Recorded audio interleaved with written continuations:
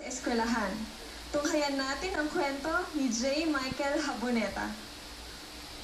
We always hear of kids in Manila who skip school to go swimming. But here were kids who go swimming so that they can go to school. Narinig ko na yung 1 kilometro ang nilalakad para lang makapunta na school, 2 kilometro. Meron dyan 1 oras, 2 oras. But parang first time kong makarinig ng mga bata na nag-wade through the waters just to get to school. Pumapagda kami sa school, nababasa lagi kasi naglilangoy. Mahirap pagkatapos ko sa yung paa namin matatamaan ng bato pagkatapos masugatan ng tabak.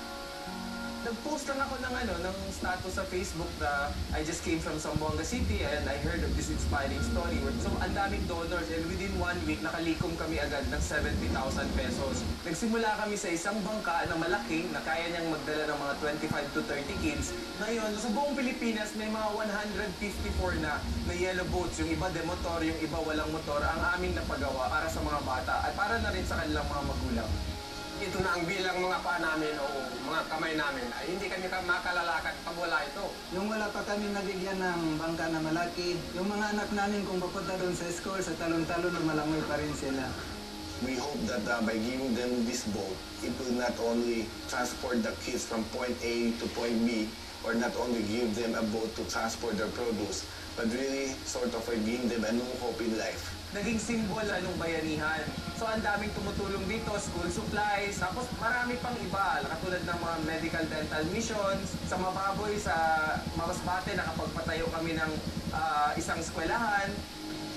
Masaya po kami yung nabigyan na kami ng bagong pag-asa. Yun, palagi na kami nandito sa eskwela, hindi na kami lumalang yung katulad ng dati. Ang Pilipinas ay may 7,107 islands. Hindi po hadlang layo ng isla sa sunod na isla para maging bayani. Ako si J. Haboneta, bayani ako, bayani tayo. Mga kapamilya, ang ating pangatlong bayaning Pilipino para sa individual category, J. Michael Haboneta mula sa Pampanga. Alam mo, G, isang magandang ideya yung paggamit ng social media para tumulong sa kapwa.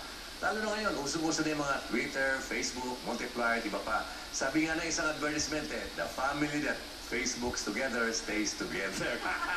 Pero Ariel, alam mo, ang susunod natin na i-award, ang punto siguro nila ay